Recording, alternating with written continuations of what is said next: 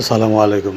গত শুক্রবার বাংলাদেশ দ্বিতীয় টেস্ট খেলার সময় টাইগার রবি নামের এক দর্শককে ভারতীয় সমর্থকরা ১৫-১৬ জন মিলে তাকে অতর্কিতভাবে হামলা করছে। লাঠিসোঁটাতে মারে নাই, যেন রক্তপাত না হয়।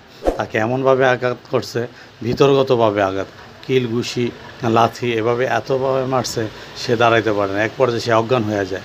তখন ওইখানে ভারতীয় পুলিশ তাকে ধরে হাসপাতালে নিয়ে যায়, কিন্তু পুলিশের ভাষ্য হলো সে পানি ও লবণের অভাবে সে অজ্ঞান হয়ে গেছে। কিন্তু আমার প্রশ্ন হইল, স্টেডিয়ামে যে খেলা দেখতে যায় তার কাছে কি পানি আর স্যালাইন কিনে খাওয়ার মতো তার কি সামর্থ্য নাই? সে পানির অভাবে অজ্ঞান হয়ে যাইব গা? সে কি মরুভূমি, সাহারা মরুভূমির ভিতরে খেলা দেখতে গেছে যে ওইখানে আর কেউ নাই, তার কাছ থেকে পানিও নাই, কিনে খাওয়ার মতো পানি নেই? তো এটা আমার কথা, আমার অনুরোধ হলো সবাই এটা প্রতিবাদ করবেন যে বাংলাদেশের সমর্থকের উপরে ভারতীয় সমর্থকরা কেন হামলা করবো। এটা এই প্রথম নয়, 2023 সালে ওয়ানডে খেলা চলা অবস্থায় শোয়েব নামের এক লোকের তাকে মারধর করছে এবং তার হাতে যে পতাকা ছিল, তার হাতে যেই বাঘেরই ছিল ওইটা নিয়ে ছিঁড়ে ফেলে দেওয়া হয়েছে।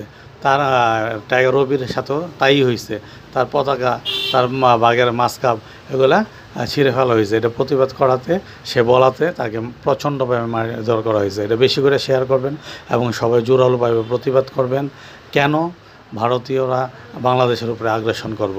আসসালামু আলাইকুম রহমতুল্লাহ।